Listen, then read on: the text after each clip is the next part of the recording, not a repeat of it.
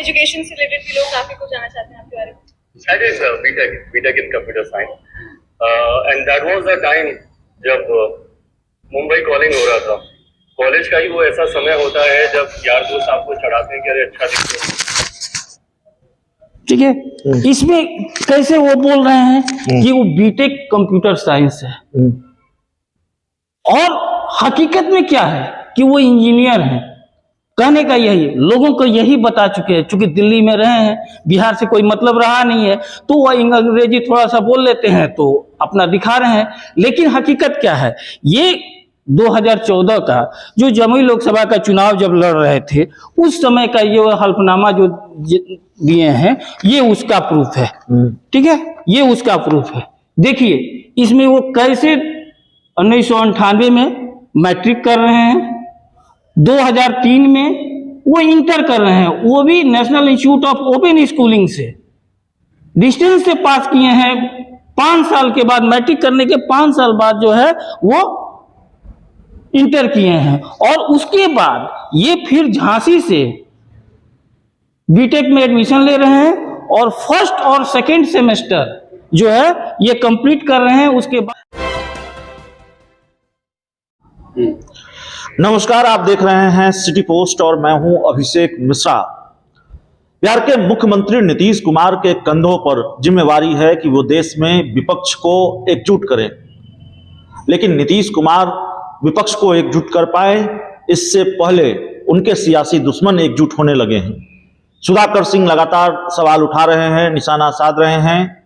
कई बार आरजेडी कोटे के दूसरे नेताओं की तरफ से सवाल आ जाता है, और अब जो जानकारी आ रही है, देखिए चर्चा लगातार है कि चिराग पासवान की एंट्री एनडीए में होने जा रही है, लेकिन अब जो जानकारी आ रही है वो ये है कि आने वाले 10 दिनों में, चूंकि आने वाले तकरीबन सप्ताह 10 दिन में कैबिनेट का विस्तार होना है, इसी महीने कैबिनेट का विस्तार होना है, जो जानकारी आ रही है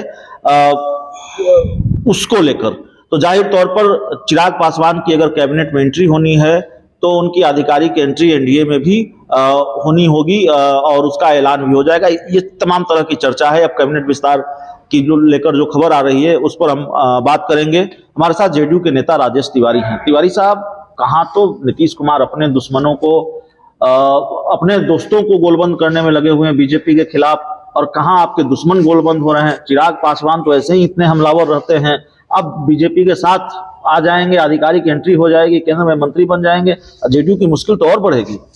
देखिए बात क्या है कि चिराग पासवान जी को राजनीति में कभी भी शुचिता होना चाहिए, उसमें छिपाना और छुपना, झूठ का कोई स्थान नहीं है। वो सार्वजनिक जीवन होता है, A to Z पब्लिक जानना चाहती है, और सच्चाई भी है कि हमारा नेता का योग्यता क्या है, शैक्षणिक योग्यता क्या है, उनका व्यवहार क्या है, उनका चलन क्या है, वो काम करने का किस तरह का तरीका है, ये पब्लिक जानना चाहती है और जानती है। जहां तक रह गई बात है चिराग पासवान जी का, सरदेव रामविलास पासवान जी का जो है वो सुपुत्र हैं। रामविलास पासवान जी जो डीएसपी में चयन जिनका हुआ था, और उन्होंने छोड़ करके जन सेवा का माध्यम चुना। आज स्थिति यह है कि चिराग पासवान जी जिस तरह से 2014 में पहला बार पिता के बल पर चुनाव जीते, 2019 में दूसरी बार जमुई लोकसभा से जीते, लेकिन उनका जो अभी तक राजनीतिक स्थिति रहा है वो टोटल फ्लॉप रहा है। सिर्फ विरोध विरोध विरोध, लेकिन किस चीज का विरोध है ये नहीं है। उन्होंने तो कहा है इसमें, उन्होंने कहा है आपकी नीतियों का विरोध है, मुख्यमंत्री नीतीश कुमार की नीतियों का विरोध है। ठीक है, नीतियों के विरोध कीजिए, क्या आप झूठ बोल करके विरोध कीजिएगा? जो जनता आपको मान रही है उसका गुमराह करके विरोध कीजिएगा। उन्होंने कहा है Bihar first, Bihari first vision. एक सबसे बड़ी बात है कि बिहार फर्स्ट, बिहारी पर पहले आप क्या है, आप फर्स्ट हैं कि नहीं है ये देख लीजिए।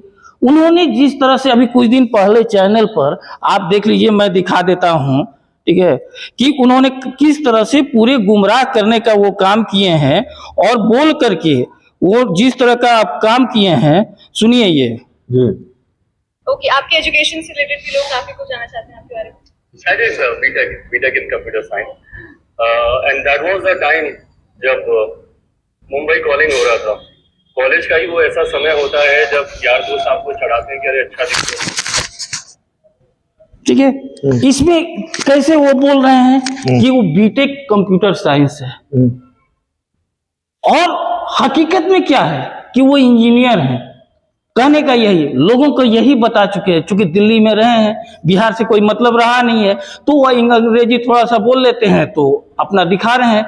लेकिन हकीकत क्या है, ये 2014 का जो जमुई लोकसभा का चुनाव जब लड़ रहे थे, उस समय का ये हल्फनामा जो दिए हैं, ये उसका प्रूफ है। ठीक है, ये उसका प्रूफ है। देखिए इसमें वो कैसे 1998 में मैट्रिक कर रहे हैं, 2003 में वो इंटर कर रहे हैं, वो भी national institute of open schooling से, डिस्टेंस से पास किए हैं। 5 साल के बाद, मैट्रिक करने के 5 साल बाद जो है वो इंटर किए हैं, और उसके बाद ये फिर झांसी से बीटेक में एडमिशन ले रहे हैं, और फर्स्ट और सेकेंड सेमेस्टर जो है ये कंप्लीट कर रहे हैं। उसके बाद इनका जो है एजुकेशन खत्म हो गया। सिर्फ जिसमें 4 साल का होता है, 8 सेमेस्टर होता है, और आप 1 सेमेस्टर 2 सेमेस्टर करके और उसके बाद आप कंप्लीट करके, और पूरे गुमराह किए हुए हैं पूरे बिहार से लेकर के देश में कि हम इंजीनियर हैं कंप्यूटर साइंस, और आप A to Z तक नहीं जानते हैं। ये इससे बड़ा धोखा देना, ऐसे नायक पर, ऐसे नेता पर कौन विश्वास करेगा जो जनता को इस तरह से धोखा दे रहा है।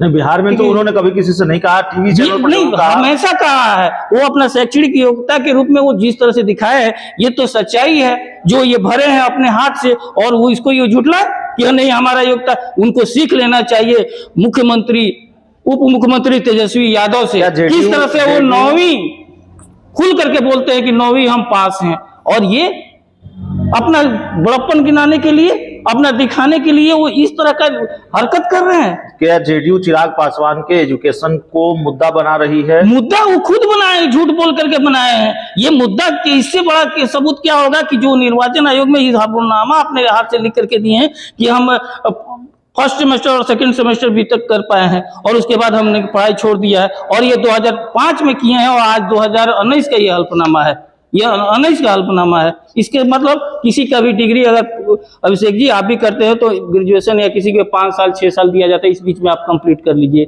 आज 2005 का है और 2019 के दिए हैं, क्या 15 साल का हल्फनामा गैप रहता है? ये इस तरह से झूठ है। दूसरी बात ये है, ये झूठ के उसके बाद देखिए वो बिहार के एक ऐसे नेता हैं कि जो साफा जो है उनका भाषा अंगिका है, वो अंगिका में बात करते हैं, किए हैं कभी? वो ना भोजपुरी बोल सकते हैं, ना मैथिली बोल सकते हैं, बघई ना मगही बोल सकते हैं। वो सिर्फ और सिर्फ गुमराह करने वाला जो स्थिति है उसके अनुसार से आपने उनके जो हलफनामे हैं उसको लेकर सवाल उठाए। हालांकि उसको लेकर भी मैं ईमानदारी से कहूं, मैंने बहुत रिसर्च नहीं किया है, तो उस पर टिप्पणी देने से अभी मैं बचूंगा। लेकिन राजेश तिवारी साहब, अगर किसी को मान लीजिए कोई 1-2 भाषाएं ही आती हैं, दूसरी भाषाएं नहीं आती हैं, क्या उसको अधिकार नहीं है राजनीति करने का? क्या उसको अधिकार नहीं है सवाल उठाने का किसी मुख्यमंत्री की नीतियों पर, किसी सरकार की नीतियों पर? ये कौन सी बात हो गई कि चिराग पासवान को अंगिका नहीं आती, मैथिली नहीं आती, तो उनको राजनीति करने का अधिकार नहीं है? एकदम आती है, एकदम है। आप बोलिए, आपको ऐसा नहीं है, हिंदी भी आपको भारतीय भाषा ही है, आप बोलिए। आप तो अंग्रेजी भी बहुत अच्छा बोलते हैं, आप तो अमेरिका वाला भाषा भी बोलते हैं बहुत अच्छा, इसमें कहीं दो राय नहीं है। लेकिन जो आप अपने आप को कहते हैं कि हम बिहारी फर्स्ट, अरे कौन बिहारी फर्स्ट? जो बिहारी का ही भाषा आप नहीं जानते हैं।